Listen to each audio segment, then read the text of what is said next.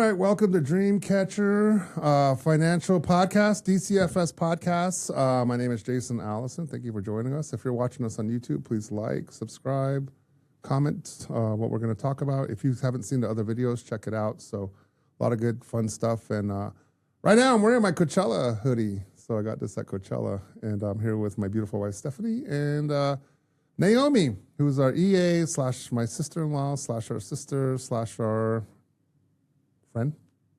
Okay. All right. So if you want to introduce yourself, that'd be great. Hi. However you want. I know I kind of introduced you already, but go ahead. Hi, my name is Stephanie Allison. Thank you for joining us today. Hi, my name is Naomi Chi, and thank you for joining us. Awesome. So, a little bit more of a casual part of this podcast, and we're going to talk about, it's festival season. We're going into late May. EDC just happened, and we started at Coachella, and we've been going to Coachella for basically since we met, right? Our first date was to Coachella back in 2015. So, my gosh, 11 years we've been going to Coachella. Wow. And the reason I wanted to talk about Coachella and is how does it relate to what we do? How does it relate to finance as well? There's a lot of things. First thing is affordability to go, because going to a festival like that is really, really expensive, right? And Naomi, you went to EDC last year, right? Yeah, I did. How was that? It was so much fun. It was my first time ever going, and definitely overstimulating, but definitely a phenomenal experience. It was definitely one of a kind. That's awesome. Yeah. So. Oh, I love festival season. It's a time that, what really brought us together, and it was our first date, and it was so perfect because we just love music so much, and it just brings a lot of different experiences, but healing, and it's just a time to just enjoy ourselves and listen to music. And like, what better way to do it than at a festival? Because when you love music, it's so fun to just hear all of this music and just be happy. Absolutely. So like I was saying in another podcast, every time I go to a movie or I watch a movie or just anything in general, there's always a takeaway that I want to implement in our business. So this year, Justin Bieber was the headliner, right? And I actually told the team this the other day. Some of them were on, some of them were not. And the takeaway I had was what he did, Justin Bieber. So I was watching Justin Bieber's show. If you guys haven't seen it, check it out, because it's interesting how he went about his production, which was very minimal. He didn't have a big, giant, elaborate stage show like, we saw Lady Gaga. And she had this huge, God, it was like watching a theater show, like a theatric show, and multiple costume changes, bunch of dancers, pyro, lasers, all that. But Justin Bieber, it was just him, a microphone, and of course the lights and a little bit of a stage prop, the way his stage was set up, and that's it. And the part that was the most impactful was something he did that everybody does. Probably what you're doing right now. Go on YouTube. And in the middle of his show, he went on YouTube and he said, this is, let's go on YouTube. And he gave it a very relaxed vibe. And mind you, there's 100,000 people watching him and 1 billion people watching him. And he said, let's go on YouTube and see what's going on YouTube. And then he looked up videos of himself. And I'm still getting chills right now thinking about it. But that part where he brought his self up when he was a little boy, right? He was singing, I think, a Chris Brown song. And he was singing along with himself when he was a little boy. And now he is a grown man. And everybody in that crowd, I have never seen, all the times I've been to festivals, I have never seen a single performer silence 100,000 people. And Justin Bieber did that at that moment.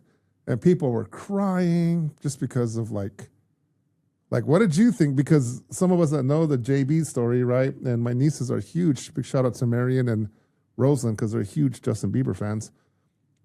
They know the traumas of what this young man, Justin Bieber, has gone through. And to see that was like almost triumphant. And to be like, wow, I can relate to that. Yeah, I think that it started with just an element of curiosity because we haven't seen him in concert for so long. But to be there at Coachella and I was just following along because I was just thinking about how we were at this huge festival, and there's only one other time that I've seen it that packed at that area, that stage that we saw Justin Bieber at. It was when AC/DC played. And I was like, oh my gosh, you can't even like walk anywhere because it was everybody was shoulder to shoulder. And that was JB's show, where everybody was shoulder to shoulder, and all of us were all talking, and all, there's people not getting along, like, because they're all trying to find space to sit. And it was just loud. Like, I just remember sitting on that little step, and I was just sitting there, and it was so loud. And then the moment he came on, dead silence. Like, there was no noise. Nobody was talking. Everybody's attention was on that stage. And it was just really, I don't know, it was an experience that you just realize how impactful and massive his presence is to others, and how important he is to others through music. Absolutely. And like I was saying, there's a takeaway that I always try to implement in what we do in our business. So before we went to Coachella, we got word, myself and Stephanie, that we were going to be speaking at the convention in Orlando. So they were going to put us on stage in front of a couple thousand people to talk about what we've done and how we do it as financial professionals in this industry. And they wanted to hear our story. So the takeaway I had was watching Justin Bieber, and I thought, man, very minimal production, nothing outlandish, right? We're watching him on YouTube, look at pictures and videos of himself, and he's singing to himself. And the emotional impact that had for a lot of his fans, and just people that probably people that are not even his fans, but just the impact that had, the emotional impact. I thought, I'm going to steal that idea. So when I came home, I asked my team, send me baby pictures of yourselves. So a lot of them did. And I started putting together my slideshow of us when we were kids. And I asked my sister and my mom, I said, can you send me a picture of myself? My sister, the way she is, she sends me a picture of myself crying. This is the picture right here. I was like, out of all the pictures from our childhood, that's the one you're going to send me? He goes, yeah, show him that one. Show him how big of a crybaby you were. So I used that picture, and I put it on the stage. So in front of thousands of people, there was pictures of my team when they were kids. And that's what I took away from Coachella. So when I gave the speech, I kind of did what Justin Bieber did, where he was speaking to himself. So I said, I'm going to speak to these kids and tell them that you guys are financial professionals, or someday, kids, you're going to be in a room talking to all these different nations about your story of growing up on the reservations and being in front of people to talk about the financial industry and helping our folks understand this. So that was one of the big takeaways I took away from Coachella, was I took that and I thought, I'm going to incorporate that into our story. So I don't know if there's like takeaways you had. There's a million takeaways I always have from Coachella, but that was one I don't even know if you guys knew that, but that's one of the takeaways I took away from that show. It was pretty cool. I love that everything that we do, like you said, we incorporate into our business. And my moments when I go to Coachella or to any music festival is that I always sit there and I just really take a moment being there, and I always just sit in appreciation and being very thankful for the opportunity that we have here and what we do for work, that I have the freedom to go enjoy that time. So, being able to be there at Justin Bieber or, any acts that we see, it's the time for me where I'm just sitting there and I'm just taking it all in, and I don't have to worry about how much something costs, or can I go afford to get a drink? Can I go afford to buy whatever that food that I want to try over there? Which is really expensive, by the way. If you could tell our audience, how much does a drink and food cost? So we went to go grab some lunch really quick on one of the 80s. And don't get us wrong, like, I'm still very conscious of knowing how much this food costs, that there's 2 days out of the 3 days that we take sandwiches and we go out to the truck and we'll go eat. and then we'll go back in, right? So, Bologna sandwiches. yeah, bologna sandwiches, and it's the best. It's the best, right?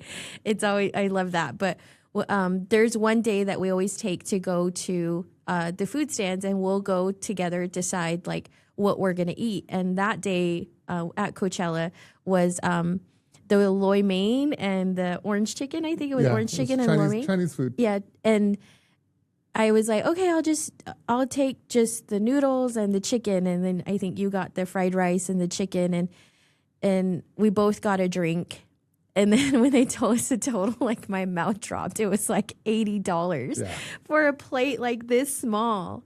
But, you know, in those moments, like I said, I'm just so appreciative because, you know, like we're not crazy. Like, again, I'm very conscious of how much things cost, but I'm able to go and just appreciate that I don't have to have that worry if I want to eat something like that there. And let's talk about like the gear that we're wearing, right? These are not cheap. They're pretty expensive, and it's an experience going even to the merch tent, because I'm like, and you're the one that taught me this, you're like, always get something to commemorate or to remember being there that you get to wear, and you know, like take you back to that experience. And that's another moment where I'm just appreciative of, wow, like if it wasn't for what we do, I wouldn't be able to be here and not really worry about it. And I love that part because I just really get to enjoy myself. Absolutely. Yeah, so just so people know, sometimes we do get asked, how do you go to Coachella? Or I think the assumption is like we're last minute people. And don't get me wrong, we do some things last minute. But Coachella 2027, did you already buy the tickets? No, because it went on pre-sale and I was definitely in line, but we got selected as speakers to our convention out in Florida, and it just happened to land at this very same day and the very time that the tickets were released for 2027. Yep. So I was in line, I was in queue, and when I got my queue up, we were speaking on stage, so we missed the pre-sale of this year. So, we're all bummed out. So when you watch us, I show that video of us on stage giving that speech, your phone was in line to get Coachella tickets. And when we came off, teary-eyed, happy, hugging, yeah, we did a good speech. And then we looked at the phone. It's like, oh, it's sold out. But usually we do buy our tickets a year in advance. Mm-hmm. So that way it offsets the cost or whatever. And there's always a savings element that we do have. And it's not cheap. And we made relations with some of the folks, in particular, this lady named Mary. She lives in Indio. So she always rents out her house to us, and we've been doing that for 11 years now. So a lot of cool things that we've done to prepare for things like that. And even EDC, right? EDC happened. I've been to a couple EDCs, and that is not cheap either. And it's in Vegas, which is on any given day is not a cheap place to be. But you know, going to EDC and having takeaways, even from that experience. Do you guys have takeaways from the EDC moments? I think for me, like when I went to EDC for the first time last year, my biggest takeaway was just, I have these moments where I tend to forget how many people are in this world. So when I'm at a huge festival like that, I was like, whoa, like, there's so many people here. And it just goes to show that, you know, like being an entrepreneur, like anyone can do anything, and people come from anywhere. And I think that was my biggest takeaway. But you guys forgot one of the ones that you guys took me to in Vegas too last year. Which one was Chris Brown? Oh, his that's world tour. Yes, definitely. Oh yeah, we went to that. I went to Motley Crue. I went to this tiny little. It was Motley Crue, which is a big band, but the concert was pathetic. Anyway, I should have went to Chris Brown. So. And you know, like touching on what Steph said, like it is expensive. It's super expensive. Looking at the merch and everything's just getting more expensive. That the beauty of doing what we do with Dreamcatchers is it offsets everything, and we're able to have a lot more fun than we definitely anticipate more than often. And just being in the moment. I love music. Jason, you actually brought me into the EDM era. So, being at EDC last year, I was just like, I never seen myself being at like this because I've known about it, right?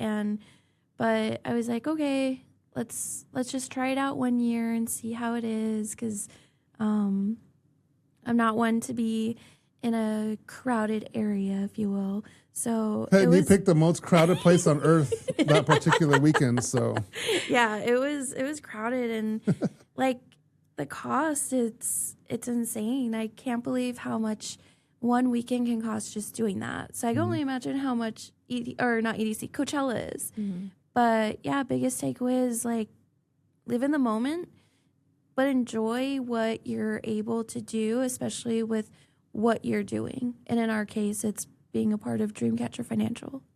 So let's talk about, the mindset, right? And what we get trained to do in our industry and how we're able to connect to people, and kind of circling back to what you shared, Jason.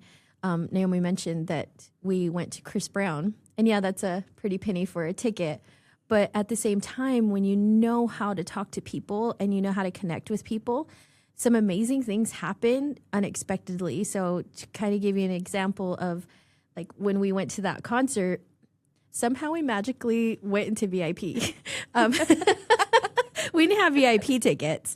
But, just knowing how to talk to people and knowing how to treat people and just finding a connection. And that's what we teach, in our team, is not just about like, yeah, we do all of these services and solutions, but we also learn how to talk to people and to get to know people and have networks and connections that we build over time that, some fun stuff happens when we're going to have these fun times, right? And we were in that Win VIP lounge, and we were just looking at all these people like fascinated, and we see Chris Brown like right in front of us, and it was just it's really fun being and doing what we do for work, because those work opportunities bring those types of opportunities to us too. Like what you mentioned, like we have our person that we stay with at Coachella, that we don't pay $3,000 for our accommodations at Coachella. We don't, that's crazy. We don't do that. And it's because of the network and the way we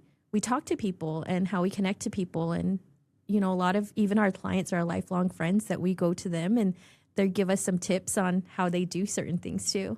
Absolutely. So going back to EDC, I remember every time I'm anywhere, basically, at a festival, football game, NFL, whatever, and I see other Navajos or I see other natives, I always make it a point to say hi. So in this particular EDC that me and you went to last year, or I don't know when it was, 2 years ago, 3 years ago, I just remember being there, and it was so loud, right? Just that, the lights are all going all over the place, and there was these owls, EDC brands their whole thing with owls, and fireworks are going. People walking over you. People with like stilts. on stilts walked. This person walked over Stephanie like this, like over, and she's like, "Oh my gosh!" I remember just watching her face. She's like, "What the heck? Where am I at?" And it was really crazy. And I remember seeing this person, and she looked Navajo to me, and it was a older lady, and she was with her daughter, right? And her daughter, raver, candy kid, was out there, and she was with her mom. And I always remember that scene when I saw them, and she was hugging her mom. Very, very plur moment at that point, and I thought, wow. And we ended up in the same area of that festival, basically the old folks area. That's where we all were, because all the kids were over there. Her daughter was over there dancing, and we're over here in the ADA section. That's where my section is, by the way. And we sat down, and we were next to that lady. So I asked her, I said, "Hade Nana?" That's how you say it, right? Mm-hmm. And she turned around, and she started speaking to me in Navajo. And here I am. I got myself in over my head, because I don't even speak Navajo. She started speaking to me in Navajo. And I asked Stephanie, what did she say? And she says, I don't know. She said in Navajo, but she said, I don't know what we're doing here. We're crazy. There's all these owls around, and we're over here just hanging out and partying with these guys. And I thought that was so cute, and it was so funny. I lost it laughing, because in Navajo she said, we're not supposed to be here, all these owls, and those are bad signs for us, and I'm over here all dancing to them. And it was just the funniest thing. And she's just enjoying herself, but she's like, but it makes my baby happy, and we're here. And it was the funniest thing because she's just like, probably a lot of guilt of like our teachings, right? Like, not supposed to be there. There's all these owls and all these bad things. And she's on, there's a devil up there. And it was just funny, like what she said. And she was like, but my daughter's having fun and we're having fun. And she just, it was so funny because she said it back to you, Navo, and what did she say? She said that. Yeah. Lifelong friend now. I know. I remember, I think it was, I don't remember the DJ. It might have been Cascade that was playing. And that song came on, and that build up, there's always a build up. That part came on. I just remember her like going like this, and she had her big grandma bracelets on, turquoise, and then all these candy on this side. The candies were all on this side. So I thought that was a really cute scene. And we kept in contact with her, actually, and she ended up becoming one of our clients. Yeah. So, and I will say she's a good a friend of ours now. I'm not going to tell you her full name, but her name's Laura, and I'm really excited. I actually texted her a couple of days ago, and I said, "Are you at EDC?" And she goes, "You know it. I'm over here." She actually showed me how to do the candy exchange, exchange, and she's like, I knew nothing about that, and she was the one that gave me my first candy. Like, she gave my first, and I was like, what are we doing? And then she showed me, and she's like, and then she showed me, she's also, when somebody comes up to you and they would do that to you, do that, and then you'll get a bracelet from them, and then in the future you could do that for other people. And I was like, whoa, I didn't even know. And so like, it's so special to me because she's the first one that did that for me, and here she's a friend and a client for. Yes. It's pretty cool. Big shout out to Laura if you're watching. I hope you had fun at EDC. So thank you for being one of our clients and a good friend to us, to me and Stephanie too as well. But yeah, so EDC, I always try to meet other Navajos or meet other natives when I see them at these big festivals.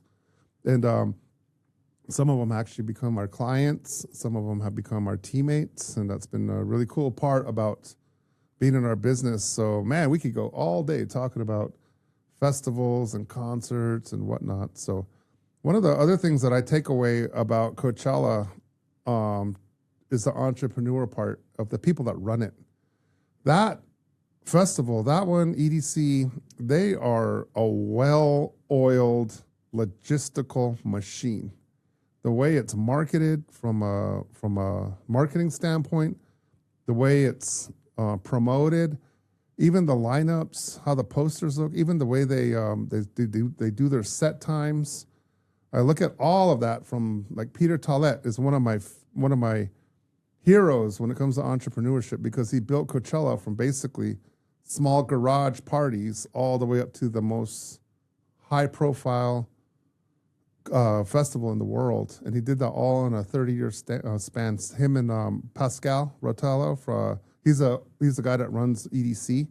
So even that, my takeaway is like, wow, these guys, I can't even imagine what their mindset, to hang out with those guys like for a couple of days and see how they think and how they put together their festivals and the people they surround themselves with. Wow. So that's another takeaway that I take away from when I go to these festivals, is like, wow, look at how this is organized, how this business is, how it is. So and when you look at that and an extension of that, like the people there, right? And they organized it, they built it, they know how to move it.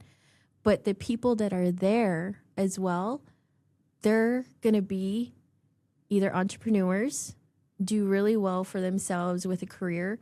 And also, a lot of people might have an issue with this, but a lot of children of entrepreneurs that do really well, that are just enjoying that. And that's what I look at too, where I'm like, we're going to do really well so our nieces and nephews can come to this and not have to worry about like what the cost of it is.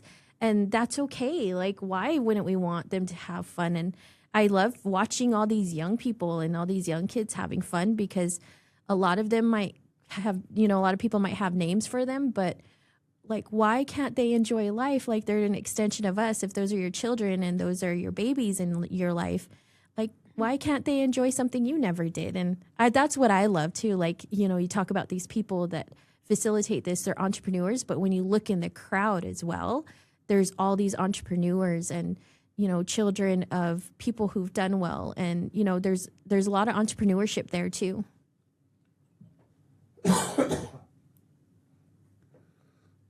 Absolutely. So I'm thinking about a couple of people that we have met.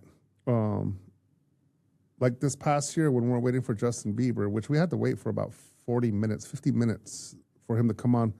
So we're sitting on the step thing, right? So there was a couple of people sitting by us. And we start talking to them. And I started asking the folks, what do you guys do? Where are you from? And they're like, we're from LA. And the guy, he was like, I'm a nurse practitioner. And he was Asian. And I started talking about health stuff, and that was really cool. And now we're talking, right? So me and him are starting to form a friendship because of association and networking. So and then like talked about Laura, the EDC person that we met over there, Navajo. And then even who else are some of the folks that we met at these festivals? A lot of times these guys are people like us, like they're entrepreneurs, they have businesses. Probably because a lot of it is the cost. And don't get me wrong, there's people there too, just that are everyday working people, students, what have you. But when we're meeting these other folks, it just is really fascinating to see that there's a lot of folks that go to these events. And because sometimes people are like, oh, you're too old, Jason. Are you still going to Coachella? I'm like, I'm probably going to go until I'm 80 years old. And I don't really care what anybody says about it because it's something I love. Does that make sense? Yeah, we're going to still go to EDC and be those old ladies that, you know, you see in the crowd. We're still going to do that too as sisters. Just kidding. We're still going to go have fun. We're going to be those old ladies and old men that leave at midnight. Yeah, we're going to go don't get us wrong. We're going to go into the parking lot and get our nap on, but we're going to be right back in there, right? Sawyer and Zay are going to be dragging us. Yeah. They could drive us there and back, Yeah. you know, but it's true. Like, you know, you have all of these different people, and to be able to do something lifelong because you're able to, that's pretty awesome in my opinion. And I love seeing older people there because I'm like, oh, you're not on a budget, that you could be here and just enjoy time. Like, that's pretty amazing. I love that. And they're still enjoying life. I know. When I see older people, I'm always like, I see my future and it's bright. Yep, absolutely. I love festival season. So shout out to you if you went to Coachella. Put it in the comments maybe what your favorite festival was. Even who your favorite headliner is, or maybe like what we're talking about, takeaways from an entrepreneur, leadership, consumer, whatever. Like your takeaways from when you go to these festivals. Even if your takeaways is I just go there and party. That's it. That's a good takeaway too. Hey, more power to you, right? Finishing up, out of all the Coachellas, the EDCs, we've been to a few. We've been to Austin City Limits. Oh, George Strait was amazing when we saw him, right? Who was your favorite headliner, or who was your favorite performer? That's a tough question, I know, because we could probably name 10 of them. But if you were to say maybe top 1, 2. Oh, that's a really good question. There's a lot. Mm-hmm.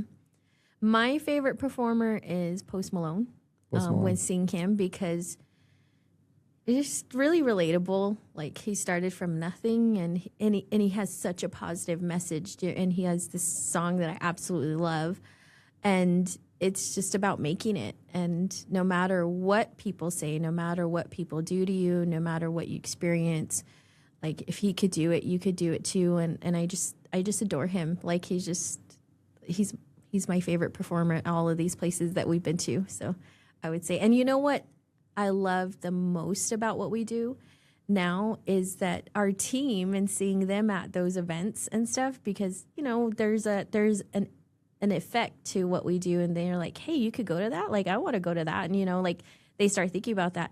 But what I really love is seeing our team starting to go to festivals and going to all these concerts. And I'm like, yeah, post it. Like, I want to see. And like, Joey went to Stagecoach. Yes, yeah. Farron got his hat signed by Post Malone. Yeah. So he got to meet Post Malone. Yeah. And that was pretty cool. That's the amazing part about being on our team is, you know, we teach you how to go and have those fun experiences, not just all about us. Mm-hmm. So Post Malone's your favorite? All right. Mine at EDC had to have been Millennium. Millennium? Yeah, he really puts on an amazing show. I like Millennium's music. So in case you don't know, he's more on the emotional part of EDM, and he puts on a great show. So I would say mine, festival-wise, Justin Bieber was awesome, only probably because it's fresh. It just happened, right? Concert-wise, Metallica in Seattle when we went to, and we ended up in the Snake Pit. I mean, we were literally, I was about this close to the band when they were performing. So that was really cool too. And I just fell in love with that city, Seattle. So that was really fun to be there. And Metallica, I think that's when I realized I think Metallica is my favorite one. I hate to say maybe one of my favorite, but I think they are my favorite band. We've seen them a lot of times, especially since me and you've been dating, then married. We've probably seen him about 10 times, right? And we're going to see him again this year. Where are we going to see him at this year? The Sphere in Vegas. So that's going to be fun. But yeah, a lot of takeaways. Having the lifestyle that we have to be able to, one, afford these kind of experiences, it's pretty fun. It's pretty awesome to have that because of entrepreneurship and the business that we're in, the financial services industry. And also our team able to experience these kind of things too is really amazing to see too as well. We're actually going to Las Vegas this weekend, right? For a work conference. We got asked to speak, and then one of our executive directors got asked to speak. And we're actually making a team event where I think we're going to go see No Doubt at the Sphere. So we're going to get to do that as a team, which is going to be really fun too. So the life of an entrepreneur outside of what people see, we did these where we're talking about like different financial situations, but on the fun side, festival culture is something that we very much love, right? Concerts are something we very much love. So I'm all about paying top dollar for experiences. So with that said, let us know what your favorite festival is, or maybe you're interested about, hey, I want to go to Coachella with Jason and Stephanie. I want to go to EDC with Naomi, or see Post Malone, Boots in the Park. That's the one he went to with Farron, or Stagecoach with Joey. It's possible. And we have fun when we do it, guys. So hit us up. Thank you for watching. Like and subscribe. Any final words or anything we didn't touch on yet when it comes to having fun? I'd like to say, seeing the team and everyone growing, it's not just, music festivals or music. Like, yeah, it's a great part, but I love seeing how other individuals on the team are being more confident in what their extracurricular activities are, whether that's from their children or their own things, like going to the fashion shows in Native Market. What's the one in That's why. Yeah. So doing all of that, I love seeing that the teammates are confident in doing that and not having to worry about the cost. Yep. I think that's very true with what we do.